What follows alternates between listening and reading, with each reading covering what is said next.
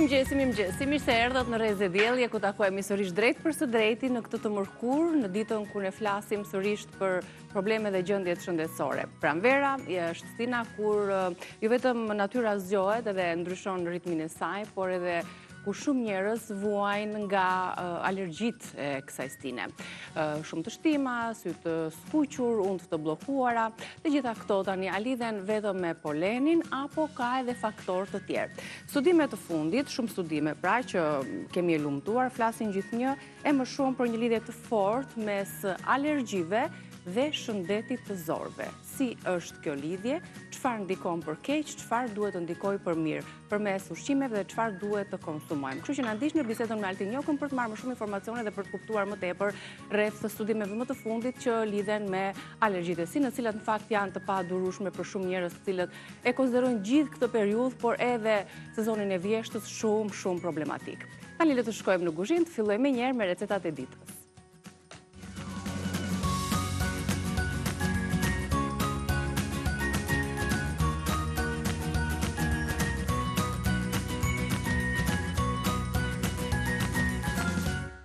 Ja të kemi në kuzhinë, mirë të gjeta me produktet gati në tryez. Çfarë përgatisim si recetë të parë?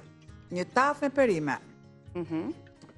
Kryeson patjetër, në krye të klasifikimit kemi brokolin edhe lule lakrën, që është masa më e madhe, dhe më pas shtoj me, po si më duket sikur për jap sport, më duket, dhe kemi sikur vazhdoj me domate, dhe domate qershi, që është pomodorini, ka një shije më të pak më të ëmbël, është pak më e ngjeshur struktura e domates, nuk ka fara akoma dhe më mirë, kemi speca, speci kuq, speci jeshil, patjetër që vazhdo në klasifikim, vezët, e kur flemit e vezët kemi 4 Rovital, nuk them 4 vezë, 4 Rovital, që klasifikon më pas me bylmeti, djathi, gjalpi, salsa e kosit, patjetër mund qumshi, domosdoshmërisht kam një lugë majonezë. Majoneza nuk është të thënë që është majoneza jo e dëmshmja, sepse majonezën mund ta bëni vetë. Mund të bëni majonezën, patjetër majonezën vegane.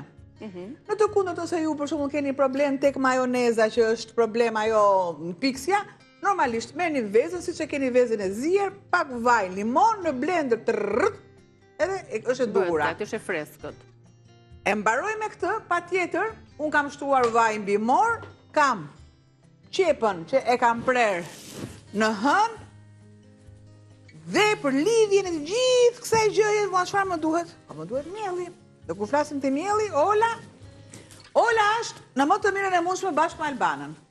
Sa duhet? Duhet një lugë gjelle, 2 lugë gjelle për të bërë atë lidhjen, apo do të bëjmë si krem? Normalisht është në varësi të masave që ne kemi. Pra ju mund t'i dyfishoni, mund t'i minimizoni, mund t'i trefishoni, është problemi juaj sa them unë, po ku ka pjesëra familje më shumë se 4 sot? Nuk ka. Familjet e reja janë 2. Me vogël sot e drejt. Po ka dhe familje rrallë janë që jetojnë 2 breza, për shembull, me prindrit gjyshrit e merat, që ekzistonin dikur si familje të mëdhaja, por që sot në përgjithësi së vërtetës janë minimizuar. Megjithatë, shumë interesante në fakt me që dolëm në këtë shteg për t'i pyetur dhe për të kuptuar më shumë tek anvisat tona, sa familja. Ne e kemi testuar pak a shumë. Se për shembull anvisat kur na telefonojnë, na thonë që se unë vetëm me burin jam, për 2 veta do gatuaj. Ose vetëm fare, domethënë akoma dhe më keq, sepse në këtë gjendje jemi katandisur, kështu është katandisur, fëmijët janë larguar. Kur je fare i fut një mendje të lehtë u gatuan fare për atë punë, po për është burë edhe fëmijët normalisht gatuan për 2 ditë. Impenjimi është më i madh. Kështu që regjia të na ndihmojë me numrin e telefonit për të marrë dhe për të kuptuar diçka më shumë rreth anës tjetër të anvisave tona. E para çfarë gatuajnë sot, është pyetje që ne bëjmë dhe kemi kuriozitet, çfarë gatuajnë familjet tona, dhe e dyta, sa antar jeni aktualisht në familje. Shtoj kripëzën. Derisa kam këtë zbutjen e duhur të qepës. Sërish i vendos kapakun, specën e kuqe, specën dhe jeshile. Gjithmonë një kombinim i të dyjave. Patjetër speca e kuqe është rrit fuqinë e aromë, më e trashë, më mishtore, më e tultë. Ja, kam. Tek brokoli E dim shumë mirë në ujë të zier brokoli. Brokoli kërkon 4 minuta, plus 2 minuta kërkon të jetë lule lakra. Me pakos fare krip, nëse ne duam të ruajmë ngjyrën, patjetër shumë pak sodë, sepse edhe soda edhe zbut dhe tjetërson edhe shijen. Shtoj tek qepa. Pra disi ndryshe kjo tava, sepse perimet kalojnë fillimisht në zbutje. Me radhë. Karotën, nëse ju doni e kaloni në rende, ose shkurt, i bini shumë hollë. Prerjes, ja.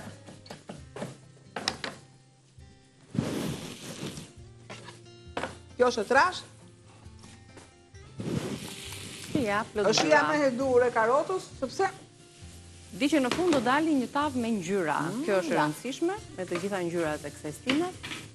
Fura e para ngrohur që se kam ngrohur direkt te fura. Ngrohet shumë shpejt. Sa më duhet fura? Diku tek?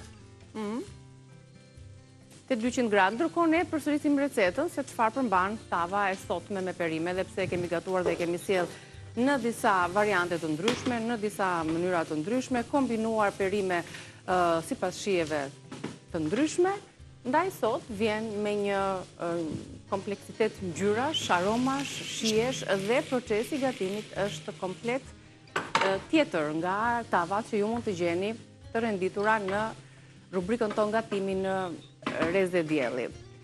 Tani më duhet të afrohem pak që t'i lexoj këto përbërësit e vegjël dhe pastaj të bëj një përmbledhje. Ju duhet lule lakër, brokoli, krip, qumësht, qep, karot, hudhër, speca, kuqe dhe jeshil, tomate qershi, djath, majdanos dhe koper, vaj ulliri, 4 vezë, 1 filxhan miell, 2 filxhan e gjysmë qumësht, 1 lugë çaj krip.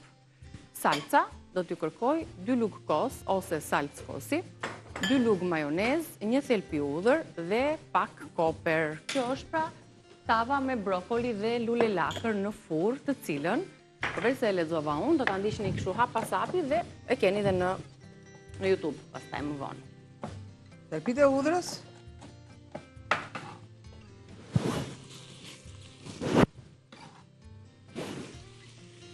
Patjetër bim aromatike. Një tuf. Majdanos dhe koper diku. Të dyja bashk. Lidhsen. Duke qenë se këtu perimet po gatuan po zbuten, kjo shkurton dhe kohën e qëndrimit në furrë më pas. Rrënjët kërcejt brenda direkt. Dhe një pjesë tjetër deri këtu janë kërcejnë. Më pas e vazhdojmë për më tutje.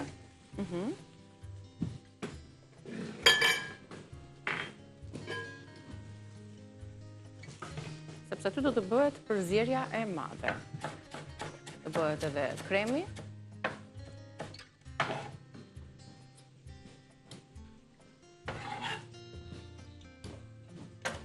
Largoj. Okej. Vim gati këtu, kemi lënë për të kulluar paksa, por do t'i bashkojmë tani me pjesën tjetër. Opa, i heq. Këtu duhet për kremin.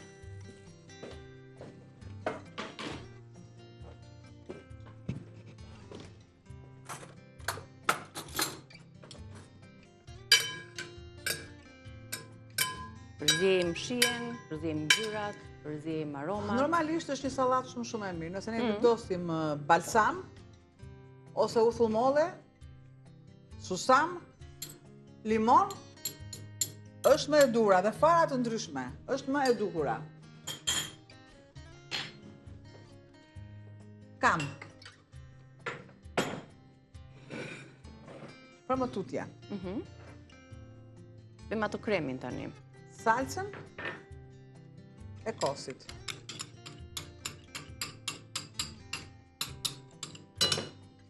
Majonezën. Marrë edhe. Për ta ngacmuar pak atë shijen, ajo shija e pak e athët e majonezës. Kripën.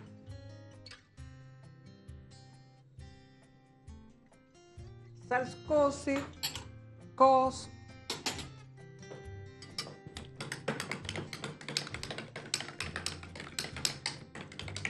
Një përzierje shumë e mirë. Ka mësë të lutem edhe pak limon? Sepse bën Ja diferencën. tekstojmë pak shijen e afërt. Shtoj pak fare piper.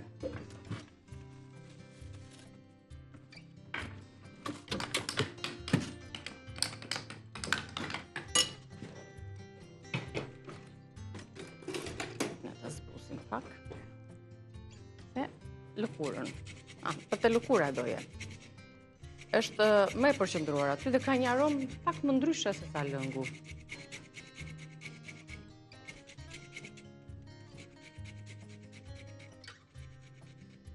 Po të duam ne, edhe pse mos të duam, pa tjetër që pak hudhër pluri.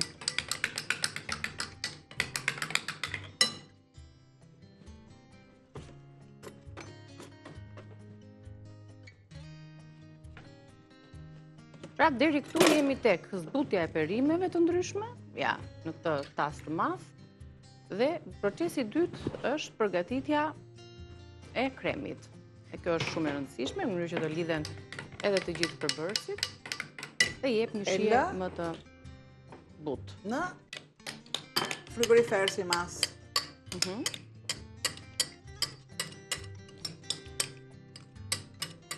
Jo vetëm të ftohet, por edhe më pikset pak aty. Dhe në frigorifer. E kam thënë, hurën e para ngrohur. Largoj masën që më duhet dhe vezët.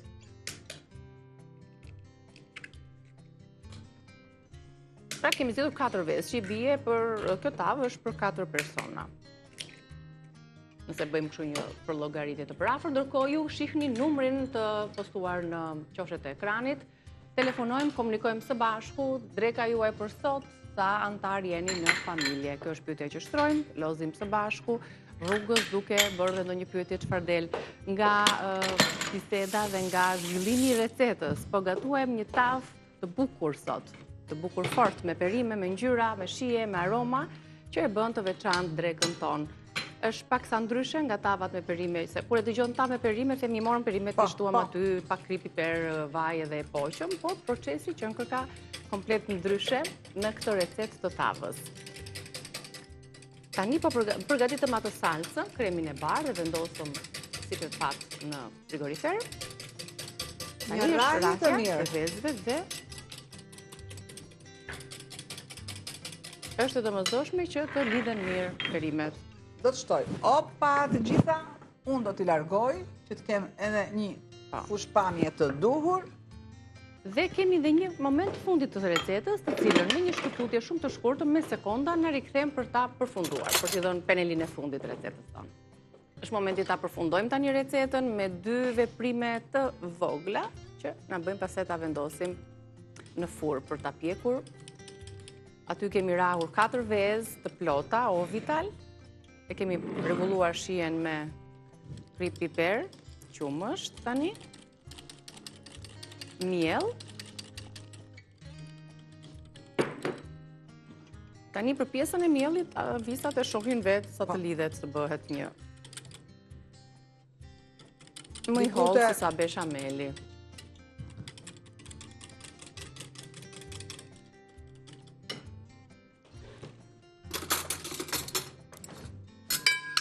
E rëndësishme është që me këtë masë të lëngëshme, të vezëve, miellit edhe qumshtit, të zhyten dhe të njomen të gjitha perimet.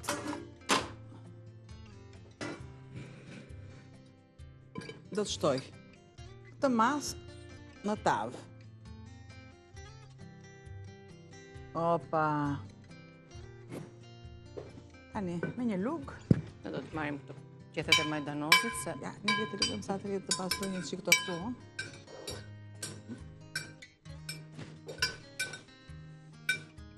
Atë lungë, është e rënda jo faktikisht. Kyta si porcelanit qënka... Peshoka shumë. Do të shtoj djathë të grirë.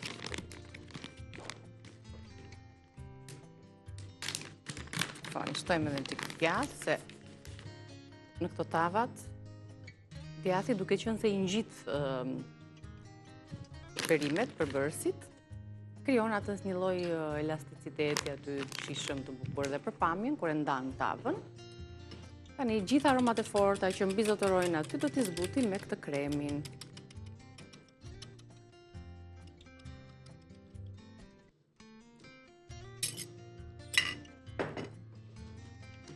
Gati për ta pjekur. Kjo është tava në rezistencë.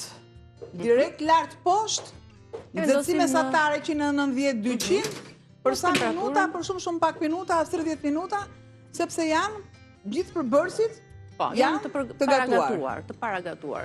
Idhim dhe një syrë recetës, nëse e dëshironi, mund ta fotografoni duke qenë se janë shumë përbërës, po që përbërës që gjenden dhe që janë në shtëpi. Pra, perime janë të gjitha, lule lakër, brokoli, pak krip, pak qumësht, qep, karot, hudhra, speca me ngjyra të ndryshme, domate qeshi, djath, majdanos, koper, vaj, ulliri, pra 4 kokra vez, miell, qumësht, dhe për salcën më pas keni edhe salcë kosi, edhe majonez, një thelpi hudhër ose plur hudhre dhe krip. Do ta pjekim dhe do të tregojmë pastaj mënyrën e servirjes, si do ta konsumoni pra me atë salcën e freskët që vendosëm në frigorifer. Kjo ishte pra receta e parë, tavë me brokoli dhe lule lakër në furrë, por që dominonin edhe perime të tjera. Le të kalojmë tek qoftet. Me çfarë kemi sot qoftet? Qoftën e patate. Tek patatja. E ka vendosur të ziej pataten me piper dhe gjethe të dafinës. E kaloj gjetja e dafinës dhe piperi për të marrë aromat e mira. E dim që në buljon, gjëja kryesore është kripa, piperi, qepa. I lë të ftohen paksa. Dhe filloj hapin e dytë me shtimin e erëzave, nuk kam problem të rrihet të pres, direkt i largoj qepën, një prerje simpatike, qepës, jo me dorë, sepse na e ndreq punën më mirë. Ku kemi mashën, gështenje tuk i kapi me dorë, se janë të nxehta, por me mashë. Po duhet masa, një qep. Kjo është një qep e madhe, faktikisht, edhe prandaj unë vendosa gjysmën për masën që kam. 4 patate keni dhe ju, 4 patate, një qep. Me që unë patatet i pashit janë pak më. Edhe pse duhet jetë e imëto, që të mos jetë shumë e dallueshme gjatë pjekjes, gjatë skuqjes. Tani këto edhe mund të piqen, apo jo? Po edhe mund të skuqen. Edhe në pjekje do t'i kaloj dhe më mirë do t'i kalojmë pjekje. E mbarova këtë gjë. Pra, në grirëse vetëm qepa edhe karota. Çfarë janë produkte të forta, kalojnë në zjerje. Kam thikën këtu.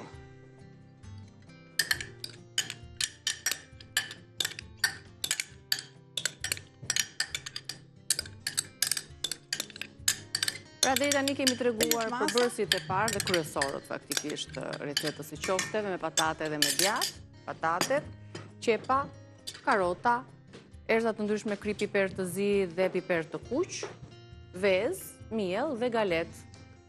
Lista e përbërësve, ju i keni dhe me gramaturat për katse, tip kroketash, qoftesh me patate dhe me djath. 4 patate, 2 gjethe dafine, 1 qep, 1 karot. Përveç qepës, këto i zjem, që t'jenë të buta, djath të grirë, 2 vez, shëndet, 4 luggjelle miell, galet, vaj ulliri, krip, paprika, kokra piperi të zi, hudhër e thatë, majdanos dhe koper ose majdanos ose koper. Tani vazhdojmë me pjesën tjetër. Në rende. Grirjes në rende.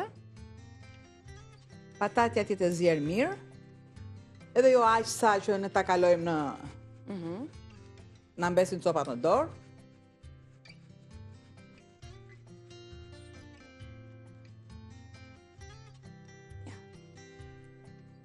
A marr mirë zemrën e patates të zjerë.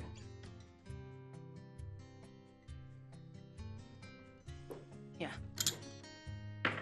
Tani, grirja në rende, sa e fort pas ka qenë kjo qepa, Po. na bëri të lotojmë, të aktivizoj receptorët e trurit që të krijojnë lot. Përshëndetje, kam britur telefonat? Po, regjia, mirë presim telefonatën, mirë se erdhët. Mëngjesi, nga na telefononi? Mirëmëngjes. Nga Tirana. Nga Tirana. Që Albana, lumëshin duar. Faleminderit, shumë faleminderit. Je bërë të rrëdo, o Niki, sa të shkojmë floka sorela. Faleminderit Të është në origjinë prandaj. Faleminderit shumë e dashur. Më thuaj pak, çfarë ke menduar të gatuash? Çfarë po gatuan sot? Unë në fakt të agjërojmë edhe do t'i bëj një përshëndetje të gjithë njerëzve të Ramazan që pranoj Zoti dhe lutjet. Ne kemi larg këllë luftës se ne kemi një kohë ku nuk e dim se sa do na presi. E drejt, ne të urojmë gjithashtu agjërim të lehtë. Faleminderit. Unë kam gatuar pastiqe me mesanel, edhe sup me lëm kockash, me spinaq, karota, kungull, këto. Që e ke përgatitur, po e ke për iftarin e sotëm. Po. Agjërim të lehtë të pranuar, sa veta jeni në familje? Niki, do të të bëj një... Po. Ne 4 veta jemi. 4 veta. Mirë, buri, pra bure, grua dhe fëmijët. Do të bëj një... Po, të dëgjoj se ke nisur 2 herë. Do të bëj një pyetje në qoftë se më lejon. Po.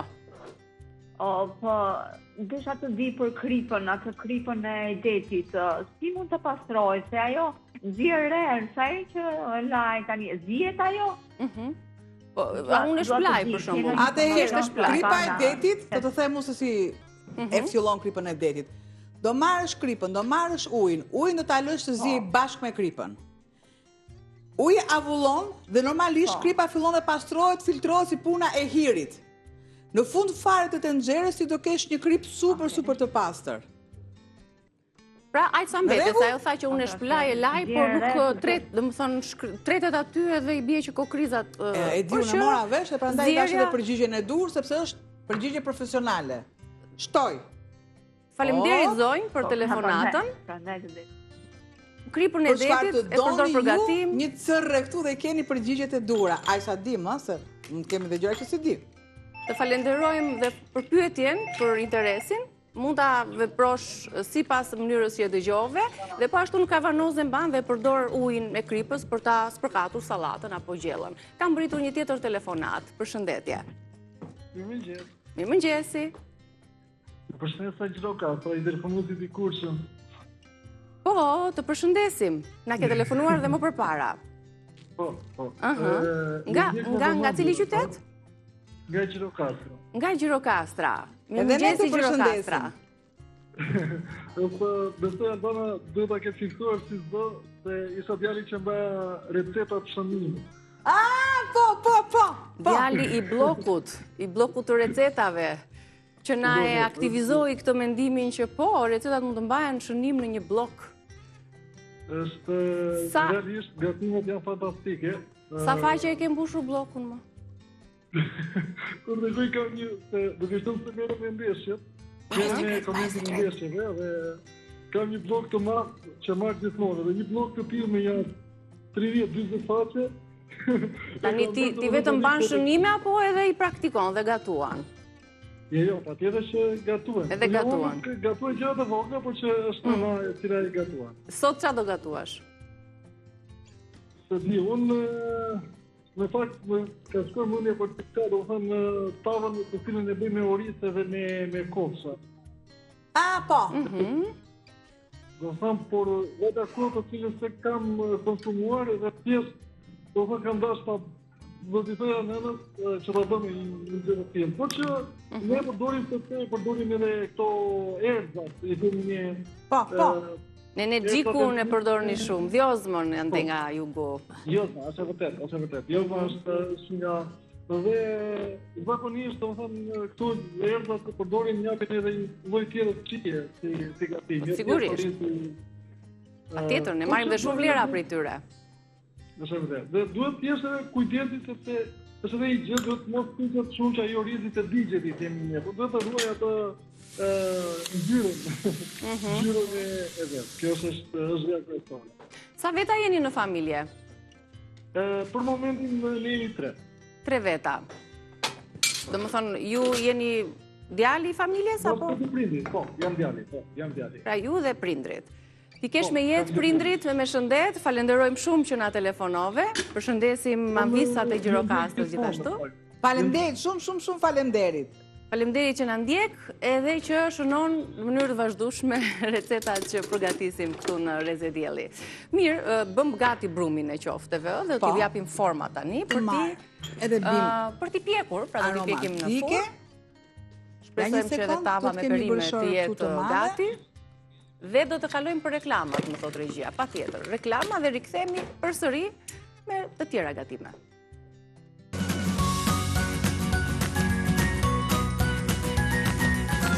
Rikthehemi në Rezen tonë në pjesën e fundit. Kemi përgatitur tavën me perime me brokoli lule lakër dhe patatet që shifeni sa të mira, të bukura edhe të plota. Pra duhet të jenë të ngjeshura patatet, brumi jo shumë i zier, dhe duke shtuar me galeta, as pak me miell. Mielli është vetëm në finalizim. Thjesht sa bëj një spërkatje e lehtë fare me miell. Mos të mbati qoftja shumë miell. Qofte krokante, të buta, kroketa mund t'i quajmë, dhe shpo bukur kroketa qofteje, por vendos poshtë një. Sa ashtu janë ato krokante nga jashtë dhe të buta brenda. Kështu që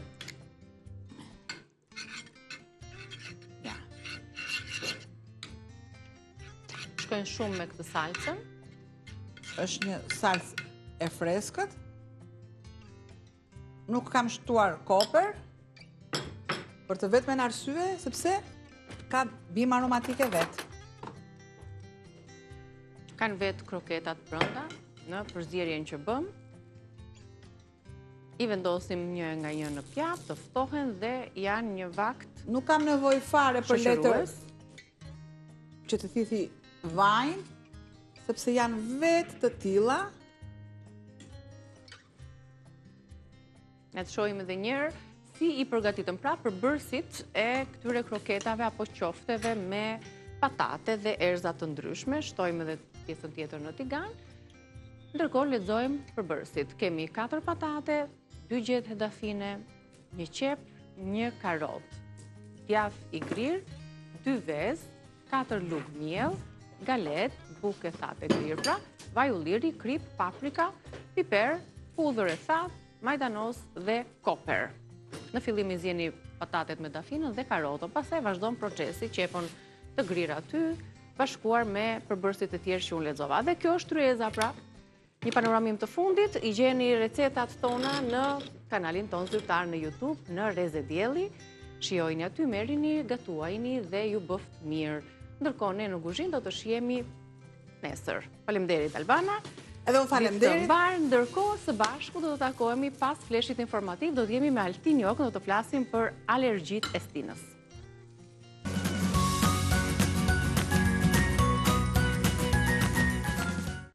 Mirë se erdhët në Reze Dielli, do të flasim për alergjitë e stinës. Jemi drejt për së drejti me Altin Jokën, nutricionist dhe mjekësia holistike, naturopat gjithashtu. Ndajmë gjithmonë këshilla të vlefshme në lidhje me mënyrën dhe stilin ton të jetesës për gjendje të caktuara shëndetësore. Përshëndetemi me Altinin. Mirëmëngjes, faleminderit Altin. Mirëmëngjes, faleminderit edhe juve për sesën. Falenderoj për gatishmërinë dhe për kohën që na kushton të mërkurave. Sot kemi vendosur të flasim për alergjitë, meqense është dhe sezoni, pranvera i sjell këto shqetësime, madje shumë njerëz ankohen për simptomat të cilat ndoshta nuk i kanë vërejtur edhe më përpara. Pra përveç të shtimave, undëve të bllokuar, lotimi sy të skuqur e të tjerë, po vërej dhe simptoma të tjera. Pse ndodhin alergjitë? A ka kjo lidhje vetëm me polenin apo edhe me faktorë të tjerë, Altin? Në radhë parë, unë duhet t'jap një mesazh, sepse fatkeqësisht në disa vite e rresht që kam qenë edhe në Shqipëri, po dhe më parë, edhe në autostradën Vlorë-Durrës kam rastisur, pra Vlorë-Tiranë, Fier-Vlorë, edhe të Shkodrës, kur ambulancat që mundohen të kalojnë me anë të sirenave, shoferët vazhdojnë sikur nuk dëgjojnë fare, ose sikur nuk ekzistojnë. Një lloj indiferencë dhe egoizmi që nuk i shkon një shoqërie që respekton jetën. Prandaj unë i bëj një thirrje që njerëzve kur shikojnë një ambulancë në rrugë, pas jush, pranë jush, përballë jush, duhet të hapni menjëherë rrugën. Jo të mendoni, po duhet të hapni, të ngjiteni të tuar, të bëni maksimumin tuaj që klironi korsinë.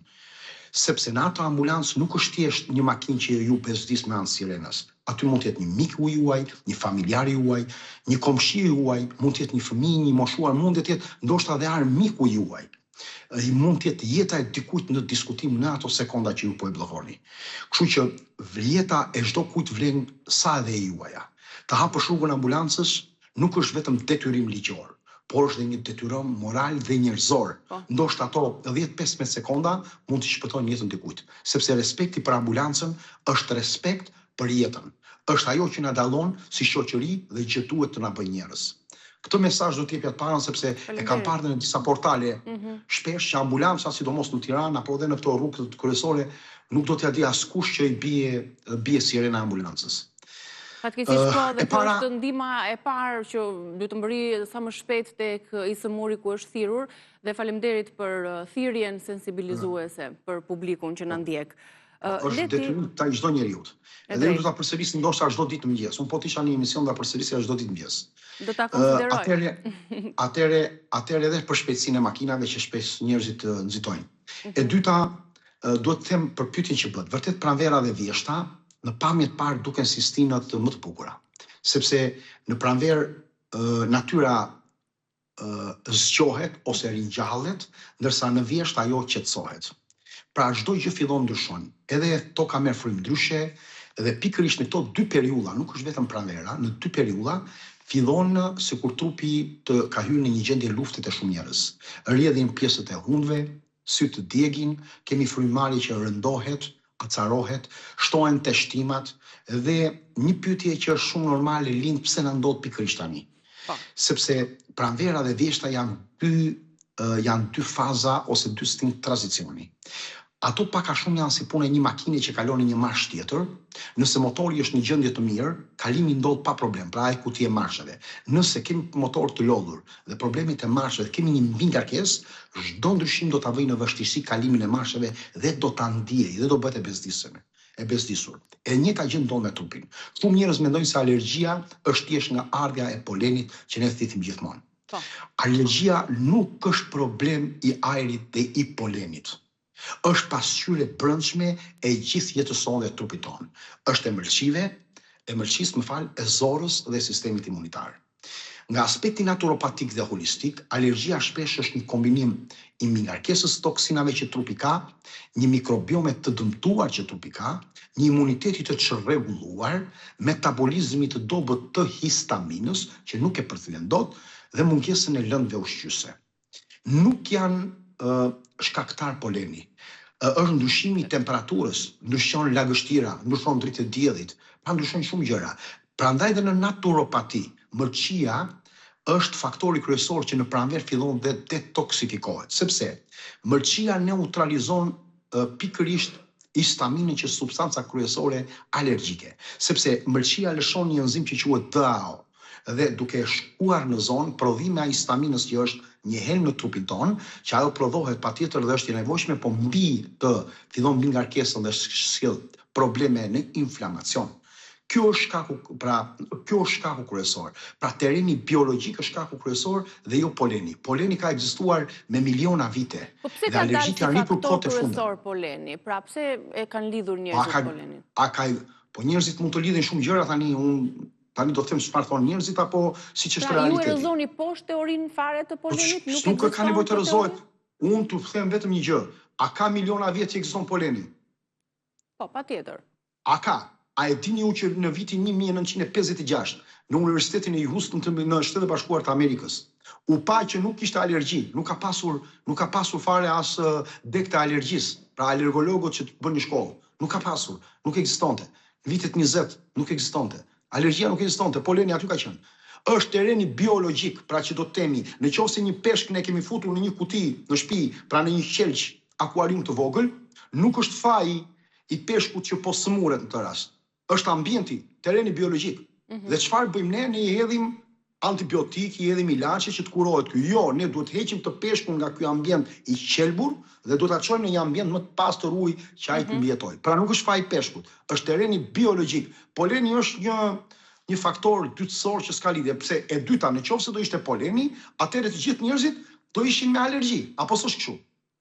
Po, duke lidhur me sistemin imunitar. A do ishin të gjithë njerëzit me alergji, të lutem, bëj një pyetje. Absolutisht. A do ishim me alergji nëse do kemi një faktor? Të gjithë kanë sistem imunitar të ndryshëm. Jo të Po gjithë atëherë nuk që ka poleni. Atëherë nuk që ka poleni. Po është poleni që e nxit ndoshta pak. Edhe një herë, poleni ekziston aty për mijëra vite, miliona vitesh. Nëse do ishte shkaku vetëm, të gjithë do kishin probleme. Kjo tregon që problemi nuk është e polemi zonjë. Është si një, ta shikojmë në një kënd vështrim, është si një alarm i një shtëpie që bie më tepër zilja se ç'duhet, por nuk është zilje derës, është zilje alarmi që na vë kudo. Faktikisht sistemi imunitar është kryesorja, sepse ajo ndërtohet ngadalë, në mënyrën se si jetojmë, si ushqemi, si flëmë, si stresohemi, etj. Po në qendër të kësaj historie qëndron histamina. Ajo është lajmëtari i zjarrit në trupin tonë. Kur ajo është në sasi normale, bën punën e saj. Kur ajo rritet, fillon që të kemi irritime në sistemin tonë imunitar. Kemi probleme me grykët, me lëkurën që kruhet, me hundën që rrjedh, etj. Pra gjithë trupi sillet sikur po sulmohet. Shumë njerëz mendojnë se është poleni shkaku kryesor, por realiteti biologjik është më kompleks se kaq. Polenët janë thjesht shkëndija që mund të ndezë zjarrin. Pra, që konceptohet edhe në këndvështrimin holistik dhe natyropatik. Pra, duhet të kuptojmë, alergjia lind nga dy ndërveprime kryesor të faktorëve, alergjenëve të jashtëm dhe ndjeshmërinë e brendshme të organizmit. Ndjeshmëria e brendshme e organizmit, kur është shumë e lartë, atëre alergjenët e jashtëm nuk ndikojnë.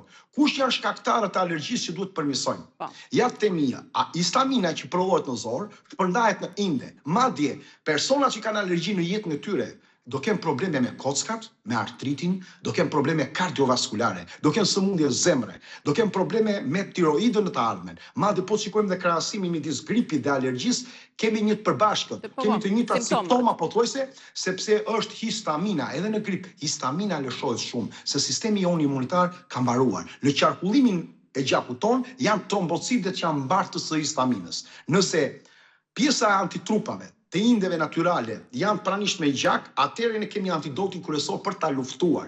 Tu fillojnë proceset enzimatike nga mëlçia, që janë elementet kryesor. Një faktor tjetër është hormoni tiroides, që ne e dimë që është nga stimulusit kryesor në procesin në çlirimin e antigjenit të histaminazës. Histaminaza është antidoti i histaminës dhe këtë e ndihmon tiroidia. Nëse ne kemi probleme në funksionin e tiroides, atëherë do shkojmë keq. Metalet e rënda që janë shtuar, fluori, plumbi, të çimeren nga uji, bori, kadiumi, të cilët e destabilizojnë, problemi i jodit, problemi i selenit, nga ana tjetër gjithë këto elementet e ftalateve dhe elementeve që marrim nga shampot, nga produktet kozmetike. Jo vetëm kozmetike, por edhe të larjes në shtëpi, që frenojnë të gjithë procesin e enzimave në mëlçi dhe aktivizojnë histaminën më tetër. Pra, polenët janë thjesht një nxitës. Problemi kryesor është ushqimet e përpunuara, sheqeri i tepërt, vajtra e rafinuar, aditivet ushqimor, pesticidet, herbicidet dhe të gjithë këto çfarë bëjnë? Do sillin një inflamacion kronik në trupin tonë. Dhe zora, mëlçia, sistemi imunitar do fillojë të sjellë problematike. Dhe kjo do është që nuk është kryesor pra poleni, është terreni biologjik që ne kemi. Pra prodhimi i histaminës nga terreni inflamator që ne kemi. Dhe ku forcojmë sistemin imunitar, kjo largohet pastaj. Pra, edhe studimet e fundit e lidhnin pikërisht simptoma dhe alergjin me shëndetin e zorëve. Po bazohen shumë tek këto studimet të fundit, edhe shkrimet në të përditshmet e njohura shëndetësore.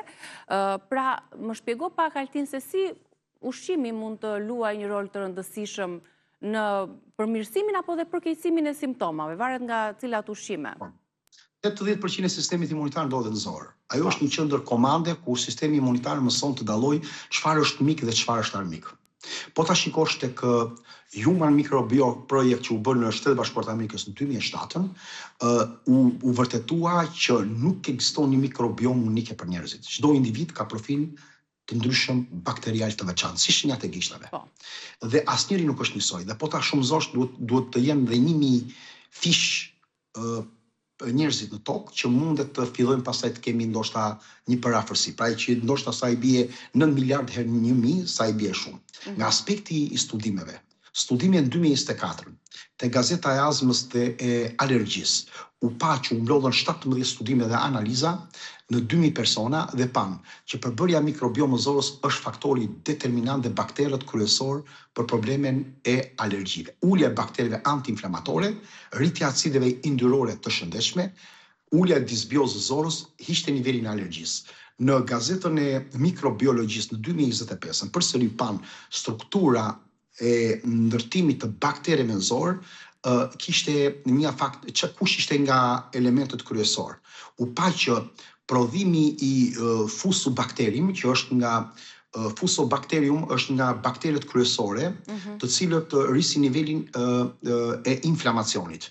Këto e rrisin inflamacionin dhe bëjnë që të ketë një shpërthim më të lartë të histaminës. Dhe po ashtu acidet yndyrore mbrojtëse. Po ashtu në 2024 te Gazeta Nutrients u pa që personat që kishin të grupi personave që rritën bakteret siç është bakteroides, prevotellën, ruminokokusin, këto baktere lidhen me efekte antiinflamatore dhe një modulim të imunitetit dhe bënin që niveli i alergjisë të ulej. Kemi dhe studime më para se kaq, sepse për shembull kemi studimin në 2014 që është bërë në Chicago, që fëmijët me alergji ushqimore që ushqesh me nivele të larta të probiotikëve dhe që u gjetën Clostridia, pra një lloj bakteri specifik në zorë që ndihmonte, pra pjesën që ndihmon forcimin e bakterisë zorës dhe uljen e reagimeve alergjike. Shumë fëmijë nuk e kishin këtë. Studim tjetër të parë, kemi shumë para kemi Universitetin e Harvardit 2011, e cila pa që mikrobioma ishte baza kryesore e sistemit imunitar, ose siç e thonë ata në studim, trajneri i sistemit imunitar. Studimin e Finlandës në 2012, ku rreth 1000 fëmijë u ndoqën nga lindja për disa vite dhe pa që mikrobioma e tyre, diversiteti i tyre kishte në qoftë se kishim disbalancime, kishim të lloj probleme. Pra poshti zor, imunitet është e lidhur me problemin e alergjisë. Toleranca ndaj alergjisë dhe rritjen e histaminës që ne tham. Shumë alergji fillojnë në zor, nuk fillojnë në hund, nuk fillojnë nga poleni dhe nuk fillojnë nga këto. Tani ushqimi që u thoni, mos harrojmë një gjë, njerëzit e përjashtojnë shumë ushqimin dhe janë bërë shumë nihilista. Ushqimi është orkestra që drejton reagimet e trupit. Nëse një instrument nuk është në harmoni me gjithë pjesën tjetër të një grupi muzikor, atëherë do filloj të kemi një disbalans, do të kemi tingulli do kthehet në zhurmë. Imagjinoni trupin si një zjarr në një orxhak. Nëse do hedhim dru të mirë në atë orxhak në dimër. Druri thatë fillon digjet mirë, ngron shtëpinë, nuk lëshon tym, lëshon një aromë të këndshme dhe të krijon një lloj qetësie dhe ngrohtësie. Nëse ne do hedhim meturina, letra, do hedhim drunj të këqij, zjarri fillon të nxjerr tym dhe kështu do ndodhi me organizmin ton. Ushqimi që konsumojmë çdo ditë është lënda dikse e trupit, balancimi kryesor që mund ta sjellë shëndet, po jo sot, në të ardhmen ose sëmundje në të ardhmen. Po cilat ushqime ndihmojnë Altin? Po ta themi konceptin se njerëzit ju doni vetëm praktikën. Na ikin minuta dhe pastaj të ngelet pastaj. Po ikin minuta mbajnë, minuta shtoni minuta të ngelet pastaj përgjigja dhe do ndihesh keq për këtë. Edhe një herë ushqimet më të mira, me që e doni shkurt, po njerëzit kuptojnë kush ishte ushqimi. Po kuptuan thelbin, ju doni gjëra vetëm të gatshme. Dhe gatshme nuk ka. Jo, kam një pyetje për njerëzit, se njerëzit përdorin antihistamik. Djatrat më të këqija, mirë ta them unë, djatrat më të këqija zonë, janë ushqimet të këqija janë djatrat estazhonuar, shumë, sepse kanë nivele të lartë të histaminës që e prodhojnë dhe të tiraminës, mishrat e përpunuar, vera dhe alkooli, ushqime shumë të fermentuara, peshku i ruajtur për kohë të gjatë, ushqime të siç janë kikirikët, duhet të kem kujdes, sheqeri për ushqimet që kanë sheqer ose ushqimet e përpunuar, ushqimet industriale, pijet e gazuara sepse ulin sistemin imunitar, disa produkte të qumshi, djathi janë alergjik në këtë rast, krijon probleme në hundëve bllokuara, probleme të rrugëve të frymarrjes edhe të tjerë. Ushqime të tjera, të cilat janë të pasura me quercetin, janë nga më të mirat për trupin ton. Ajo qepa që gatuat ju sot, qepe kuqe, molla, brokoli, boronica, manafera, shega, janë nga më të mira se quercetina dhe bromelajni dhe ananasi, janë nga elementet më të mirë për të ulur nivelin e histaminës dhe stabilizimin e qelizave që shklirojnë histaminën. Ushqimet e pasura me vitamin C, që ulin nivelin e histaminës, që mbështesin sistemin imunitar dhe e forcojnë argumet, specan, kivi, mandanozi, gjithë çfarë ka vitamin C. Ushqimet antiinflamatore, peshku ose pjesa e vajrave të peshkut, vaji i ullirit që shumë mirë, vaji i lirit apo vajrat e tjerë, ushqimet e tjera si hudhra, si asparagusi. Këto janë elementet kryesorë që kemi të bëjmë me pjesën kryesore të ushqimeve që mund të na bëjnë mirë ose jo.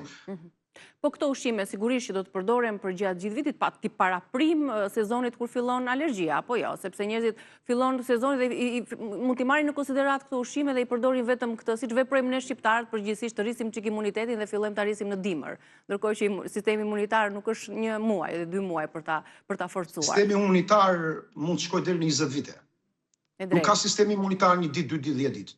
Në qoftë se dikush do të forcojë sistemin imunitar 1 javë para se të fillojnë alergjitë dhe problemet, nuk ka për të bërë asgjë. Sistemi imunitar fillon që në vogëlit e mikrobioma, në mënyrë periodike dhe gradualisht, pra trupi jonë është i gjallë, nuk është diçka si e programojmë ne sipas mendjes sonë. Ushqimi duhet vazhdojë, pra edhe ushqimi, edhe bimët, të cilët duhet përdorur, edhe çajrat apo vajrat e tjerë që duhen pasuruar. Sidomos acidet yndyrore për niveli i lartë, ushqimeve me nivele të larta të probiotikëve, mbrojtësit e mirë të mëlçisë dhe të zorosit ta rregullojmë, siç është brokoli, spinaçi, rukola, lakra e jeshile, lakra e kuqe, ushqimet me nivele të larta të antioksidantëve, fibrat, ushqimet me fibra, shtimi i nivelive të larta të frutave.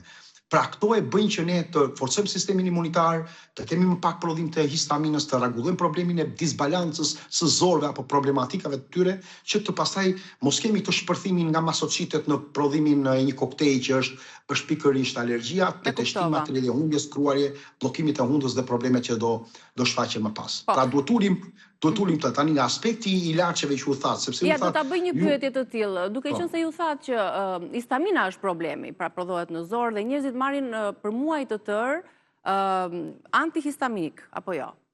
Tani këto po luftojnë simptomat me këtë apo po luftojnë shkakun? Shiko, antihistamikët veprojnë duke bllokuar receptorët kryesor të histaminës. Kjo është koncepti i tyre. Pra, simptomat qetësohen, po trupi vazhdo të jetë i ndihshëm ndaj alergjentit. Pra ne nuk i kemi hequr dhe ulur histaminën. Ne thjesht kemi bllokuar receptorët. Pra çfarë ndodh këtu mes? Duke bllokuar ne nuk kemi hequr shkaqet kryesore. Kush është shkaku? Mund të jetë shkaku si tham, nuk mund të jetë vetëm histamina, është prodhimi i guanidinës, pra një helmi tjetër. Mund të kemi disa probleme në tiroide, mund të kemi disa probleme në sistemin, pra mund të kemi në aspektet metabolike, kemi disa shqetësime, kemi disbalancë zoros, kemi fryrje, kemi gazra, kemi dhimbje, kemi probleme kapslokun. Përdorimi i gjatë i këtyre antihistaminikëve sjell më shumë lodhje, sjell përgjumje, sjell tharje të mukozave, sjell ulje të vigjilencës të sistemit tonë imunitar, e komprometon sistemin imunitar, del jashtë konceptit biologjik dhe natyral. Ndonjëherë mund të sjellë gojë të thatë, mund të sjellë probleme me kapslokun dhe mund të dëmtojnë dhe mikrobiomën, jo vetëm zorë, po edhe në gojë. Dhe kjo do na bëjë që ne mos jemi të mbrojtur ndaj sëmundjeve të tjera. Qasja holistike, qasja naturopatike është të kuptojmë terrenin biologjik. Jo si ta bllokojmë histaminën, por si të luftojmë që trupi mos prodhojë më histamin dhe të luftojmë shkaqet kryesore. Dhe duhet ulim nivelin e inflamacionit kronik që e kemi. Ku e kemi?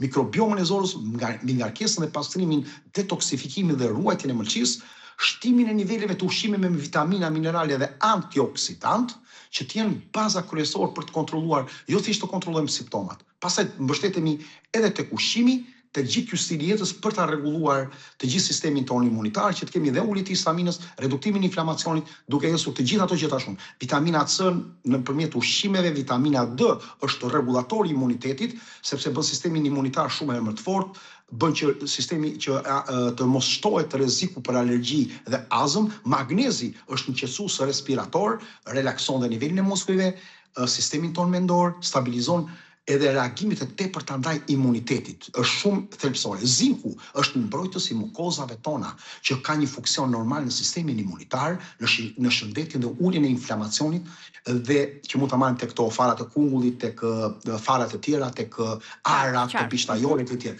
Quercetina që unë thash, që merret te qepat, e mollat, e brokoli, sepse është antihistaminik natyral, duke gëshetuar dhe me bromelanin. Pastaj, nëse duam të dim kush janë disa faza kryesore është beta-sitosteroli, modulimi kryesor që është agenti bimor për të forcuar sistemin imunitar. Konsumoni shpesh astragalusin, ashwagandën, kërpurdhat medicinale që janë shumë të rëndësishme, spirulinat, algën blu, pra klorelën, spirulinën e të tjerë, apo familjet e kërpurdhave, dhe pjesën tjetër propolisin, polenin e bletës, çajin e hithrës, është shumë efektiv, çaji i tërfilit kuq.